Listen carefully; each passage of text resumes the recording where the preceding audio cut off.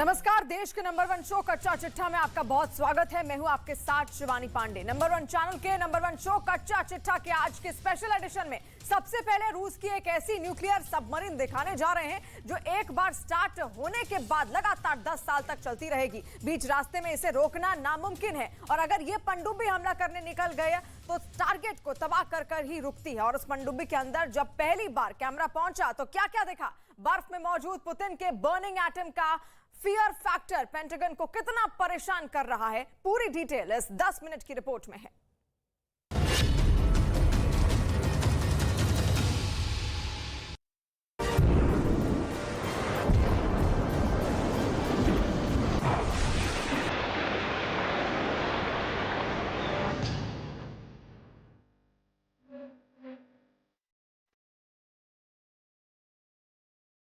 बर्फ से निकला पुतिन का महाबली।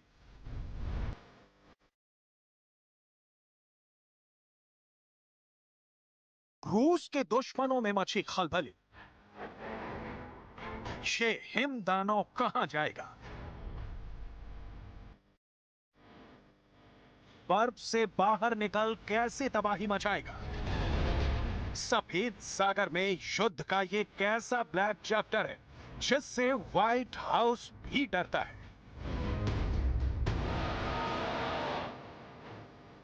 रूस से जारी इस वीडियो को देखकर ज़ेलेंस्की के कैंप में सन्नाटा है।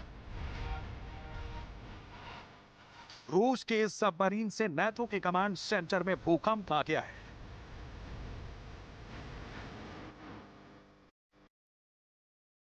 ये रूस की परमाणु ऊर्जा से चलने वाली बैलिस्टिक मिसाइल पनडुब्बी है जो न सिर्फ परमाणु हमला करने में सक्षम है बल्कि समंदर से किसी भी देश में रेडिएशन वाली सुनामी ला सकती है। इन पनडुब्बियों के दम पर पुतिन की सेना समंदर में परमाणु बमों का ऐसा जाल बिछा सकती है जिसे तोड़ना विनाश को बुलावा देने जैसा है। कहते हैं सबमरीन जिस जंग में शामिल होगी तूफान ही लाएगी, क्योंकि इसके अंदर ऐसा न्यूक्लियर बटन है जो सिर्फ पुतिन की सुनता है। जैसे कमांड मिला समंदर के अंदर से दुश्मन देश को रौंदने निकल पड़ेगा। रूस की रक्षा मंत्रालय ने परमाणु ऊर्जा से चलने वाली ऐसी एक बैलिस्टिक मिसाइल पनडुब्बी के रिएक्टर कंपार्टमेंट के अंदर की दुर्लभ तस्वीर जारी की है।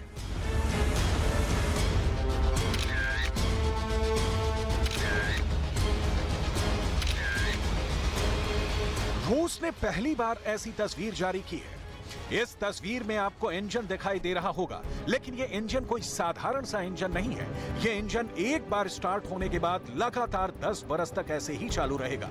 दरअसल रूस के रक्षा मंत्रालय के आधिकारिक टेलीविजन स्टेशन से इजाजत मिलने के बाद ज़्वेज़दा टीवी पर एक एपिसोड चला जिसमें दिखाया गया कि रूस की बैलिस्टिक पनडुब्बी का परमाणु रिएक्टर कैसा दिखता है, कैसे काम करता है। यह पहली बार था जब रूस की किसी परमाणु पनडुब्बी के रिएक्टर को किसी भी तरह से फिल्माने की अनुमति दी गई थी। ज़्वेज़दा टीवी के अनुसार इस पनडुब्बी में ईंधन के तौर पर यूरेनियम का इस्तेमाल किया जाता है। इसमें यूरेनियम की छड़ें लगी होती हैं। लगभग 1 बाल्टी के बराबर यूरेनियम से पनडुब्बी लगातार 10 साल तक चल सकती है।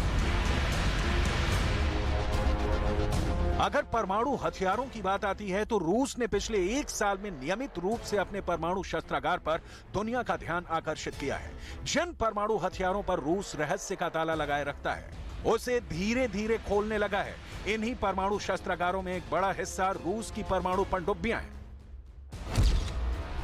रूस के बेड़े में कुल 58 पनडुब्बियां हैं, 11 बैलिस्टिक मिसाइल पनडुब्बियां हैं, 17 परमाणु संचालित हमलावर पनडुब्बियां हैं, 9 परमाणु ऊर्जा से चलने वाली क्रूज मिसाइल पनडुब्बियां हैं, 21 डीजल इलेक्ट्रिक अटैक पनडुब्बियां हैं।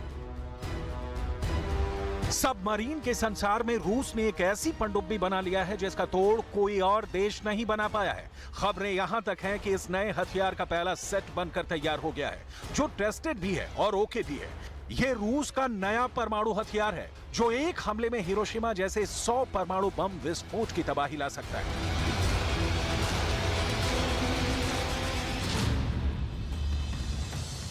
रूस की न्यूज एजेंसी के मुताबिक दुनिया की सबसे बड़ी पनडुब्बी बेलगरद उसके पास है।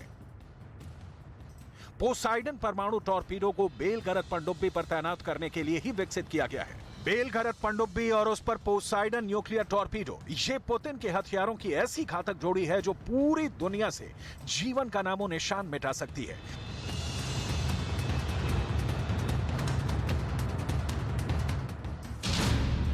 बेलगरद पनडुब्बी की लंबाई 608 फीट है।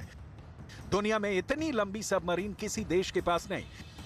अमेरिका के पास जो सबसे लंबी सबमरीन है वो भी 569 फीट लंबी है। बेलगरद पनडुब्बी 30,000 टन वजनी है, वो भी पोसाइडन टॉर्पीडो परमाणु वॉरहेड से लैस। कहा जाता है कि रूस ने बेलगरद पनडुब्बी को इतना ज्यादा लंबा इसलिए बनाया है ताकि उसके अंदर पोसाइडन टॉर्पीडो फिट हो सके। यही वजह है कि दुनिया इसे लेकर 2 ब्रह्मास्त्र के एक साथ आने की बात कह रही है। रूस का मीडिया तो दावा करता है कि पोसाइडन टॉर्पीडो जापान के हिरोशिमा पर दागे गए बम से भी 100 गुना ज्यादा ताकतवर है। रूस के इस नए पोसाइडन टॉर्पीडो में 100 मेगाटन क्षमता का वॉरहेड लगा है, जो समुद्र में 1600 फीट ऊंची विशाल लहरों की सुनामी पैदा कर सकती है।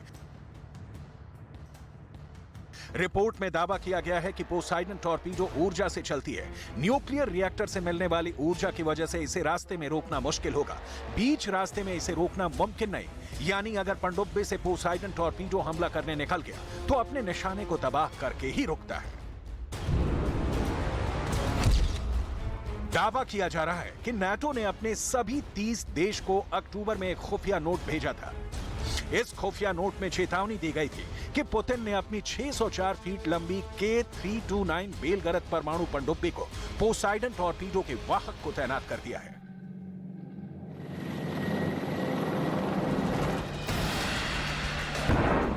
दरअसल रूस का लक्ष्य सिर्फ यूक्रेन युद्ध को जीतना नहीं है। रूस का नया टारगेट आर्कटिक नाम का बर्फ का ऐसा दरिया है जहां परमाणु युद्ध करके कब्जा पाना है। आर्कटिक आने वाले दिनों में किसका होगा, इसकी लड़ाई अभी से शुरू हो गई है। इस होड़ में रूस सबसे आगे दिख रहा है। वजह है आर्कटिक में रूस की सैन्य तैयारी। रूस की मिलिट्री डेवलपमेंट की सैटेलाइट तस्वीरों ने अमेरिका समेत पूरे नेटो देशों को परेशान कर दिया है। सबसे पहले आप सैटेलाइट से ली गई इन खुफिया तस्वीरों को देख लीजिए। खुफिया तस्वीर नंबर 1, खुफिया तस्वीर नंबर 2, खुफिया तस्वीर नंबर 3, खुफिया तस्वीर नंबर 4, खुफिया तस्वीर नंबर 5, खुफिया तस्वीर नंबर 6, खुफिया तस्वीर नंबर 7, खुफिया तस्वीर नंबर 8। रूस की सैन्य तैयारियों का पर्दाफाश करने वाली इन तस्वीरों ने दुनिया के तमाम देशों की धड़कनें बढ़ा दी हैं। ये खुफिया तस्वीरें कैसे आर्कटिक में रूस के परमाणु युद्ध की तैयारियों का पर्दाफाश कर रही हैं। इसी मकसद ने रूस ने फिनलैंड की सीमा से करीब 160 किलोमीटर दूर उत्तर पश्चिम रूस के ओलेनोगॉर्स्क में लगातार रेडार स्टेशनों को बढ़ा रहा है। ये रेडार फिनलैंड और नॉर्वे की सीमा से 400 किलोमीटर दूर बैरेंट्स सागर के तट पर पश्चिमी रूसी शहर ओस्ट्रोवनाय में भी बनाए जा रहे हैं। इसी तरह का निर्माण आर्कटिक सर्कल के ऊपर रूस के उत्तरी तट के करीब वोरकोटा में एक बेस पर किया जा रहा है। रेडार सिस्टम का विकास रूस के उत्तर पूर्व में टिक्सी एयर डिफेंस साइट पर भी किया जा रहा है। इसी तरह रूस की सेना आर्कटिक महासागर के द्वीप में मौजूद रूस की सबसे उत्तरी सैन्य ठिकाने नगर्स्कोय हवाई अड्डे पर रनवे में सुधार कर रहा है। ऐसे ही पूर्वोत्तर रूस की मुख्य भूमि के तट से लगे कोटलनी द्वीप पर बने टेम्प एयर बेस के रनवे को भी आधुनिक बनाया गया है। रूसी सेना की ये तैयारी पुतिन के भविष्य वाले वॉर प्लान का संकेत दे रहे हैं। ये पुतिन का नया कॉन्फिडेंस है, ऐसा आत्मविश्वास जो उन्हें यूक्रेन के बाद दूसरे युद्ध के लिए तैयार कर रहा है।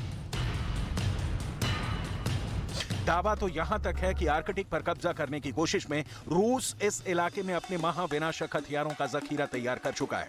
CSIS यानी centre for strategic international studies की सैटेलाइट तस्वीरों में खुलासा हुआ है कि आर्कटिक की बर्फ में रूस ने महाविनाशक हथियारों का जखीरा जमा कर लिया है। सैटेलाइट तस्वीरों में खुलासा हुआ है कि आर्कटिक में रूस ने विध्वंसक हथियार के साथ बेहद खतरनाक मिलिट्री कैंप का निर्माण कर चुका है। आर्कटिक पर कब्जा करने के लिए रूस के राष्ट्रपति व्लादिमीर पुतिन ने कितना खतरनाक प्लान तैयार किया है, इसे सैटेलाइट तस्वीरों के जरिए और विस्तार से समझ लीजिए। ये आर्कटिक में रूस के गद्री व सबमरीन बेस की सैटेलाइट तस्वीर है। खबर के मुताबिक रूस के गद्री व बेस पर परमाणु ड्रोन पोसाइडन पहले से ही तैनात है। अब हाइपरसोनिक क्रूज मिसाइल ज़िरकॉन भी तैनात करने जा रहा है। इस तस्वीर में दिखाया गया है कि कैसे रूस ने अपने बेस पर हथियारों को रखने के लिए नया स्टोर और मिसाइल लोडिंग फैसिलिटी बनाई है। दरअसल रक्षा विशेषज्ञों को शक है कि अगर तीसरा विश्व युद्ध हुआ तो रूस आर्कटिक में मौजूद अपने सैन्य ठिकानों की बदौलत अमेरिका और कनाडा समेत यूरोप के कई देशों को एक साथ निशाना बना सकता है। दावे के मुताबिक रूस की तैयारी और देशों के मुकाबले बहुत आगे की है। इस वक्त आर्कटिक सागर में रूस की नौसेना एक प्लान के तहत काफी एक्टिव है। इतना ही नहीं, रूस ने आर्कटिक में एक नहीं बल्कि 7 अहम सैन्य ठिकाने बना लिए हैं। डिक्सी शहर में रूस की सेना का एक अहम एयरपोर्ट और बंदरगाह है। रैग्नल आइलैंड में रूस अपना रेडार स्टेशन और एक नया एयरबेस तैयार कर चुका है। कोटेनली आइलैंड में रूस अपने नए सैन्य ठिकाने के साथ रेडार स्टेशन, एयरबेस और मिसाइल लॉन्च पैड स्थापित कर चुका है। अलेक्जेंड्रा आइलैंड में रूस अपनी थल सेना, वायुसेना और नौसेना के बेस तैयार कर चुका है। नोवाया ज़ेम्लिया में रूस का एयरबेस, रेडार स्टेशन और मिसाइल डिफेंस सिस्टम से लैस है। क्या जो रूस यूक्रेन में जीत के दावे कर रहा है, क्या वो रूस अब यूक्रेन से हार सकता है? वॉर जोन से आ रही खबरों के मुताबिक रूस के खिलाफ नेटो ने यूक्रेन के साथ मिलकर ऐसा वॉर प्लान अब तैयार कर लिया है जो रूस के लिए विनाशकारी साबित हो सकता है। आखिर क्या है नेटो का बिजली युद्ध जिसने पुतिन को बेहद नाराज कर दिया है? देखिए हमारी ये स्पेशल रिपोर्ट।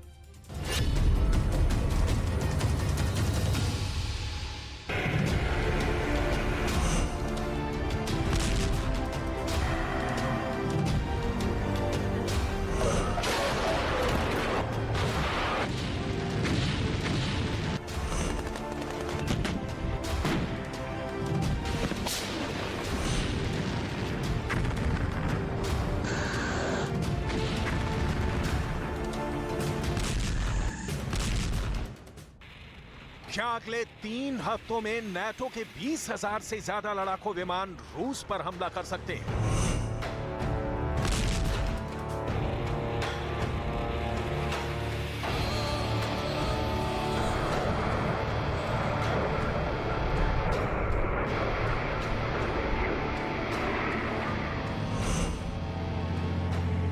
क्या अब टैंकों के बाद नाटो के फाइटर जेट्स हारते यूक्रेन को जंग जिता पाएंगे?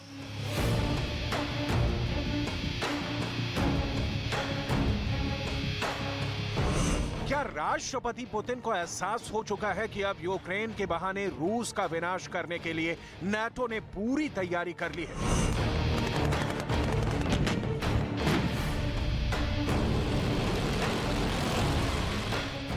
क्या वाकई में अब 30 देशों से बने नाटो के 54 लाख से ज्यादा सैनिक रूस में घुसकर हमला करेंगे?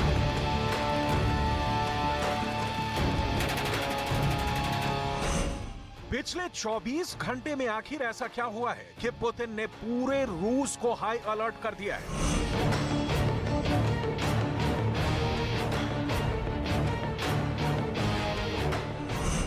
क्या अमेरिका, ब्रिटेन और जर्मनी के टैंक वाकई में रूस के लिए काल बनने जा रहे हैं?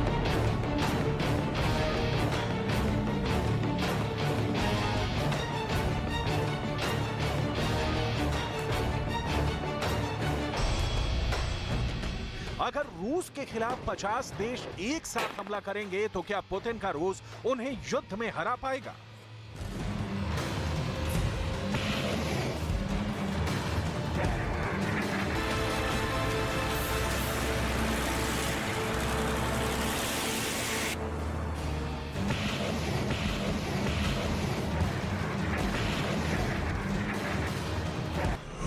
दुनिया के कुछ डिफेंस एक्सपर्ट्स ये क्यों दावा कर रहे हैं कि नाटो ने रूस के खिलाफ जो मोर्चा खोला है वो दुनिया का विनाश कर देगा?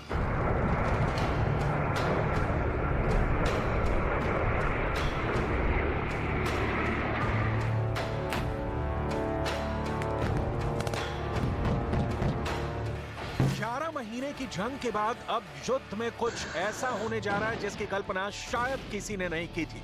11 महीने से रूस के भयानक हमलों का सामना कर रहा यूक्रेन इस वक्त दुनिया का सेंटर पॉइंट बन गया है, जहां या तो रूस की बर्बादी होगी या फिर रूस अपने दम पर अमेरिका, ब्रिटेन, जर्मनी समेत नाटो के 30 देशों को भस्म कर देगा।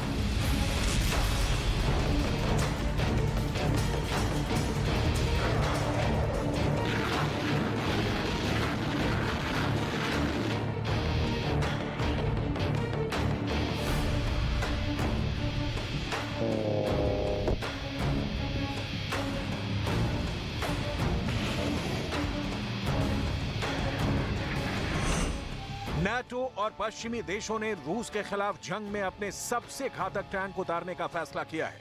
डिफेंस एक्सपर्ट्स के मुताबिक यूक्रेन को करीब 100 एडवांस टैंक मिलने जा रहे हैं जो युद्ध में रूस को हरा सकते हैं। लेकिन वहीं कुछ डिफेंस एक्सपर्ट का साफ कहना है कि रूस को टैंक के बलबूते नहीं हराया जा सकता। राष्ट्रपति ज़ेलेंस्की भी यूक्रेन की तबाही और बर्बादी देखने के बाद अब ये कहने लगे हैं कि यूक्रेन को जल्द से जल्द घातक टैंक मिले। कहीं ऐसा ना हो कि नाटो के एडवांस टैंक पहुंचने में देरी कर दें।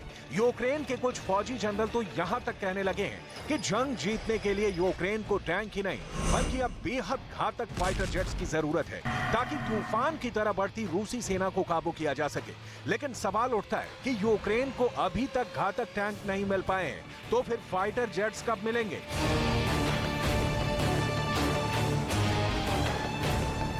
टैंकों का इंतजार कर रहे ज़ेलेंस्की की रूह इस बात से कांप रही है कि कहीं सही वक्त पर टैंक नहीं पहुंचे तो यूक्रेन का क्या होगा। Ключове тепер швидкість та обсяг. Швидкість тренування наших військових, швидкість постачання танків в Україну, обсяг танкової підтримки. Ми маємо сформувати такий кулак свободи, після ударів якого тиранія вже не підніметься. जब से पश्चिमी देशों और नाटो ने यूक्रेन को टैंक देने का ऐलान किया है तब से रूस ने अपनी फौज को भयानक तरीके से हमला करने का आदेश दे दिया है। खबर आ रही है कि रूस के 7 लाख सैनिक फरवरी से पहले या दूसरे हफ्ते में यूक्रेन पर चारों तरफ से हमला करेंगे। शायद इसीलिए यूक्रेन ने अब टैंक के बाद पश्चिमी देशों से लड़ाकू विमान मांगना शुरू कर दिया है। एक रिपोर्ट के मुताबिक यूक्रेन ने जंग जीतने के लिए अमेरिका से F-16S लड़ाकू विमान मांगे हैं। यूक्रेन चाहता है कि अमेरिका F-16S जैसे चौथी पीढ़ी के फाइटर जेट्स बाकी नाटो देश भी यूक्रेन को दें। यूक्रेन के रक्षा मंत्री ओलेस्की रेजनिकोव ने फाइटर जेट्स नाटो से मांगे हैं। ओलेक्सी रेजनिकोव ने कहा है कि हमें F-16S ही नहीं बल्कि चौथी पीढ़ी के विमान चाहिए ताकि रूस को हराया जा सके। यूक्रेन की मांग पर जर्मन चांसलर ओलाफ शोल्ज ने कहा कि यूक्रेन को लड़ाकू विमान भेजे जाने की कोई संभावना नहीं है। हालांकि जर्मनी ने यूक्रेन की फाइटर जेट्स की मांग को सिरे से खारिज करते हुए कहा कि यूक्रेन को युद्ध की किसी भी स्थिति में नाटो अपने फाइटर जेट्स नहीं देगा। हालांकि स्लोवाकिया ने जरूर कहा है कि वो यूक्रेन को अपने MiG-29 फाइटर जेट्स दे सकता है। To ground MiG-29 supersonic jets from 1st of October last year. So they're not flying anymore. They are landed in one of the Air Force base in Slovakia. And yes, we are ready to discuss delivery of or donation of that planes to Ukraine. अब आप जरा ये समझ लीजिए कि अचानक Ukraine tank के बाद फाइटर जेट्स नाटो से क्यों मांग रहा है। असल में रूस की वायुसेना इस वक्त डॉनबास पर जबरदस्त हवाई हमले कर रही है। रूस चाहता है कि किसी तरह से डॉनबास के 2 शहरों डोनेट्स्क और लुहांस्क पर पूरी तरह से कब्जा हो जाए। यूक्रेन की वायुसेना चाहती है कि अगर नाटो की एयरफोर्स उन्हें फाइटर जेट्स दे देगी तो वो रूस की वायुसेना को तबाह कर देंगे। हम आपको बताते हैं कि इस वक्त नाटो और रूस की एयरफोर्स आर्मी में कितना दम है और कौन किस पर भारी है। नाटो के पास 20,723 एयरक्राफ्ट हैं, जबकि रूस के पास 4,173 एयरक्राफ्ट हैं। यानी रूस के सामने नाटो देश बहुत ज्यादा ताकतवर है। नाटो के पास 54,05,700 सैनिक हैं, जबकि रूस के पास 13,50,000 सैनिक हैं। नाटो के पास सक्रिय सैनिकों की संख्या 33,66,000 है, जबकि रूस के पास एक्टिव सोल्जर की तादाद 8,50,000 है। नाटो देशों के पास पैरामिलिट्री यूनिट्स की संख्या 7,38,700 है, जबकि रूस के पास पैरामिलिट्री यूनिट्स की संख्या 2,50,000 है। और कहीं ना कहीं ज़ेलेंस्की इसीलिए नाटो देशों के साथ जोड़ना चाहते हैं ताकि नाटो की ताकत को रूस के खिलाफ इस्तेमाल किया जा सके। लेकिन रूस के राष्ट्रपति पुतिन ने कहा है कि अगर युद्ध में नाटो कूदता है तो फिर उसका अंजाम बहुत ही भयावह होगा। और इसी के जवाब में पुतिन परमाणु युद्ध की बात भी कह चुके हैं। पुतिन ने एक बार फिर से साफ कर दिया है कि चाहे नाटो के 30 देश हों या फिर अमेरिका, वो किसी भी हाल में यूक्रेन में अपना स्पेशल ऑपरेशन तब तक नहीं रोकेंगे जब तक कि यूक्रेन में रूस का मिशन पूरा नहीं हो जाता। यूक्रेन में पिछले 24 घंटे में भयानक मिसाइल हमले रूस की तरफ से हुए हैं। यूक्रेन के एक कमांडर ने रूस के हवाई हमलों की पुष्टि की है। खबर के मुताबिक यूक्रेन के 8 शहरों पर भयानक मिसाइल हमले हुए हैं। यूक्रेन पर हुए हवाई हमलों में दर्जनों मिसाइलों का इस्तेमाल हुआ है, जबकि रूस के लड़ाकू विमानों ने यूक्रेन के सैन्य ठिकानों पर बम बरसाए हैं। यूक्रेन की वायुसेना के प्रवक्ता यूरी एनाट ने दावा किया है राजधानी कीव समेत कई इलाकों में जबरदस्त धमाके सुनाई दिए हैं। रूस ने 30 से ज्यादा मिसाइल हमले किए हैं। रूस के लड़ाकू विमानों से ताबड़तोड़ मिसाइल हमले हो रहे हैं। यहां तक कि रूस के सोल्वो रॉकेट से अंधाधुंध हमले रूस यूक्रेन पर कर रहा है।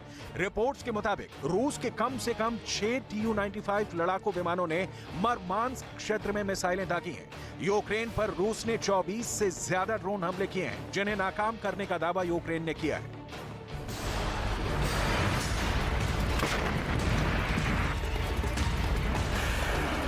रूस के ये ताजा हमले उस ऐलान के बाद शुरू हुए हैं जिसमें यूक्रेन को नाटो और पश्चिमी देशों से 100 घातक टैंक देने का वादा किया गया है। हैरानी की बात यह भी है कि पिछले 24 घंटे में नाटो में शामिल देशों ने युद्ध का अभ्यास भी शुरू कर दिया है।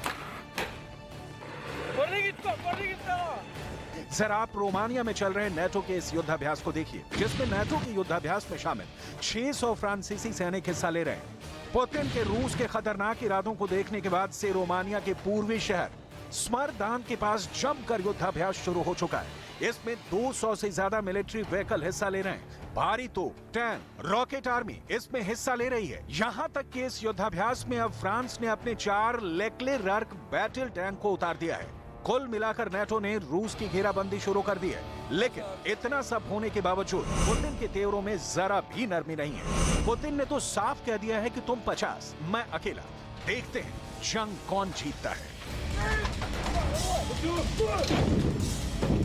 Думаю, что такие люди, как вы, острее всего и точнее всего понимают необходимость того, что сейчас делает Россия по поддержке наших граждан, проживающих на этих территориях. И в Луганске, и в Донецке, в Донбассе в целом, и в Херсоне, и в Запорожье.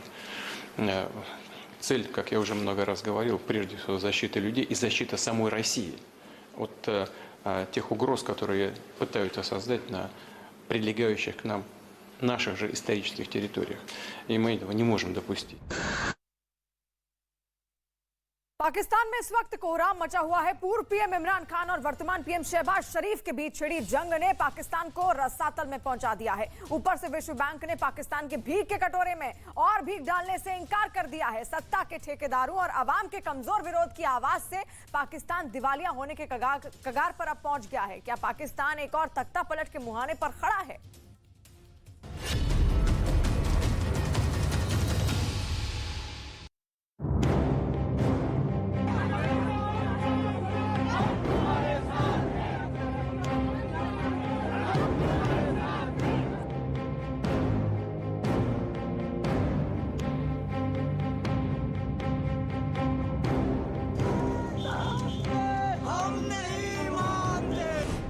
की तरफ अगर किसी ने मैरी नगर से देखा, तुम्हारी आंख फोड़ दी जाएगी।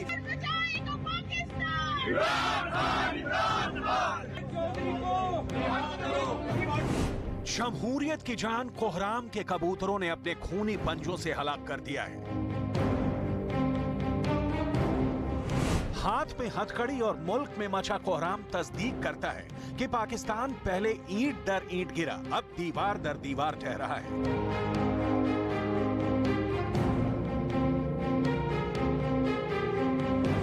कस्बा कोई भी हो, शहर कोई भी हो, गली कोई भी हो, सड़क हो या संसद हो, सरकार हो या सियासत हो, पाकिस्तान अपनी बदनसीबी पर जार जार आंसू बहाने के लिए बेबस और लाचार है।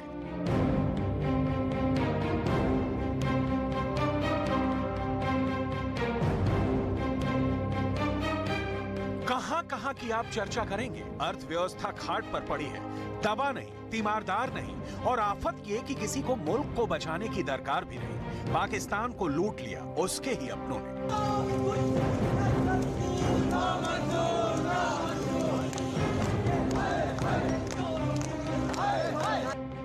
गरीबी, भूखमरी और जेहालत का कोड़ा पाकिस्तान की भूखी आवाम को जख्म पर जख्म दे रहा है। लेकिन इधर हुक्मरान और हुक्मरानी के लिए बेचैन सियासतदान क्या कर रहे हैं, देख लीजिए। जिनकी हुकूमत ने पाकिस्तान का दिवाला निकाल दिया, वो साहिब अब अपने आरोपी मंत्री फवाद चौधरी की गिरफ्तारी देख फैल गए हैं। इसलिए नहीं कि फवाद चौधरी गिरफ्तार हुए, इसलिए कि अगला नंबर नियाजी साहब का हो सकता है। कोई मुस्तकबिल नहीं है इस मुल्क का। जिस तरह के फैसले किए जा रहे हैं, जिस तरह की इंसाफ की और कानून और आइन की धज्जियां उड़ाई जा रही हैं, जिस तरह वो जंगल का कानून नाफिज किया जा रहा है, इस तरह हमारे मुल्क का कोई मुस्तकबिल नहीं है। हथकड़ी के बीच मचे हाहाकार की डिटेल ये है कि जब मुल्क दलदल में धंसा जा रहा है, तब पूर्व सुल्तान आवाम के लिए परेशान नहीं है, इस्लामाबाद की सत्ता पाने के लिए बेताब है। वर्तमान प्रधानमंत्री शहबाज शरीफ की नाकामियों को इमरान खान नियाजी अपनी कामयाबी का सेहरा बना लेना चाहते हैं। मैं सिर्फ इस वक्त आप सबके लिए खड़ा हूं। मेरी जो सारी जद्दोजहद है वो आपके लिए, और आपको इसके लिए सबको खड़ा होना पड़ेगा। मैं सारे पाकिस्तानियों को कह रहा हूं, आप अगर आज ना खड़े हुए, मैं आपको यकीन दिलाता हूं कि आगे अंधेरा है। फवाद चौधरी इमरान खान नियाजी के नगीने मंत्री रहे हैं। पूरे पाकिस्तान में फवाद की गुस्ताखियों और मनमानियों के किस्से बड़े चाव से सुनाए जाते हैं, लेकिन इमरान खान के अलंबरदार फवाद चौधरी अब फंस गए हैं। बदले की सियासत वाली सत्ता के पैरोकार शहबाज शरीफ की सरकार ने फवाद चौधरी की गिरफ्तारी का हुक्म क्यों दिया, इसे समझना बहुत जरूरी है। इमरान खान तहरीक इंसाफ आपके हकूक के लिए खड़ी है। हम लोग जेलों में जा रहे हैं, ये खटखड़ियां हमारा जेवर है, कोई मसला नहीं है। फवाद चौधरी पर संवैधानिक संस्थानों के खिलाफ हिंसा को भड़काने के आरोप में चुनाव आयोग ने FIR दर्ज कराई थी। फवाद चौधरी को लाहौर की एक अदालत ने राजद्रोह के आरोप में जेल भेज दिया था। इलेक्शन कमीशन और उनके मेंबरान को, उनके खानदानों को और ये जो लोग हैं, इनको वार्न करते हैं कि अगर हमारे साथ ज्यादतियों का सिलसिला हुआ, ये ज्यादतियों का सिलसिला आपको वापस पे करना पड़ेगा। हमने बड़ा सब्र किया है। कहा जा रहा है कि इमरान खान नियाजी की मध्यावधि चुनाव को लेकर आंदोलन छेड़ने का ऐलान फवाद चौधरी की गिरफ्तारी का सबब बना है, और अब ये गिरफ्तारी वाली तलवार इमरान खान नियाजी पर भी लटक रही है। इसीलिए खान साहब ने हंगामा बरपा रखा है। इमरान खान पाकिस्तान की मौजूदा सत्ता के खिलाफ बगावत करने की अपील कर रहे हैं। एक तरफ इमरान खान सत्ता को सीधी चुनौती दे रहे हैं, सड़कों पर जनता शहबाज सरकार के खिलाफ नारेबाजी कर रही है।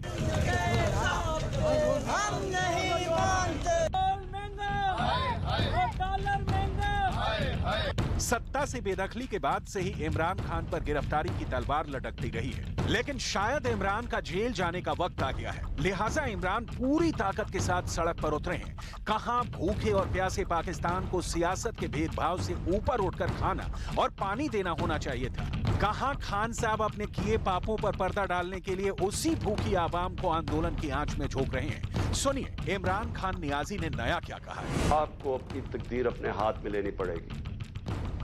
ये मेरा वादा है कि जब तक मैं जिंदा हूं, मैं इस मुल्क के लिए स्ट्रगल करूंगा। स्वार्थ, सियासत और सत्ता के डर्टी गेम में पाकिस्तान करा रहा है। आलम यह है कि प्रधानमंत्री शहबाज शरीफ के पास कोई विकल्प तक नहीं बच गया है। रोटी, पानी, तेल, महंगाई, ब्लैकआउट। शहबाज शरीफ पाकिस्तान की कंगाली वाली चक्की में आवाम समेत पिस रहे हैं। इमरान खान इसी मौके का फायदा उठाकर मध्यावधि चुनाव करवाना चाहते हैं। इमरान को दिवालिया होते मुल्क की चिंता कम है, फिर से गद्दी पाने की चिंता ज्यादा। जब से गद्दी से उतरे हैं, शहर शहर अपनी साफगोई और शरीफ सरकार की नाकामियों का ढिंढोरा पीट रहे हैं। परेशान हलकान आवाम इस हालत में इमरान का झंडा ढोने के लिए मजबूर है।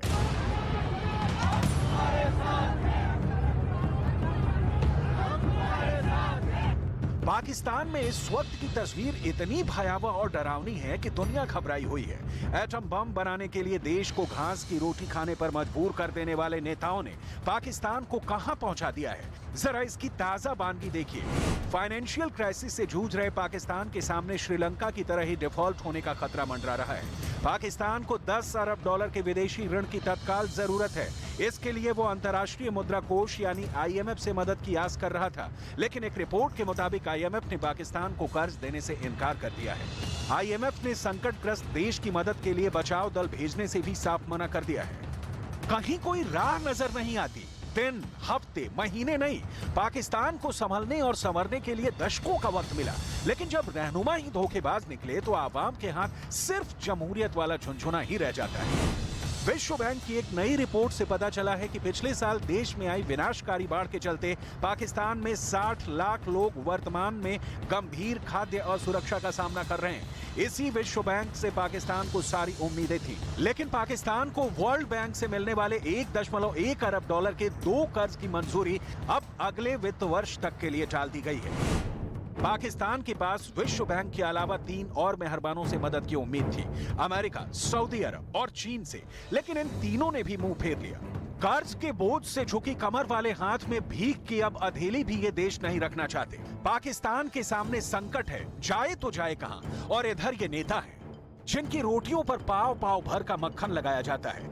कलेजा चीर देने वाली मुफलिसी की तस्वीरें ना तो इमरान खान के भीतर खौफ भर रही हैं, ना शहबाज शरीफ के भीतर, क्योंकि समस्या की जड़ ये सियासतदान ही नहीं, आवाम भी है, जिनकी मुखालफत की आवाज सियासी पार्टियों के पास गिरवी रखी हुई है। इमरान कहें तो चले, शरीफ बोले तो बैठे, मौलाना फजलुर रहमान बोले तो खड़े हों। हर दिन जनता पर नए मुसीबतों का पहाड़ टूट रहा है।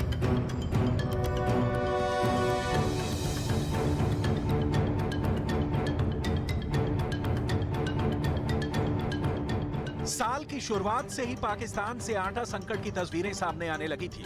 उसके बाद महंगाई और मंदी ने जोर पकड़ा और फिर बिजली संकट ने लोगों की कमर तोड़ दी और अब पाकिस्तान के कई इलाकों में पेट्रोल का संकट खड़ा हो गया। पेशावर से रावलपिंडी तक लोगों को पेट्रोल डीजल नहीं मिल रहा है। वहीं लाहौर और कराची में भी हालात बेहद खस्ता है।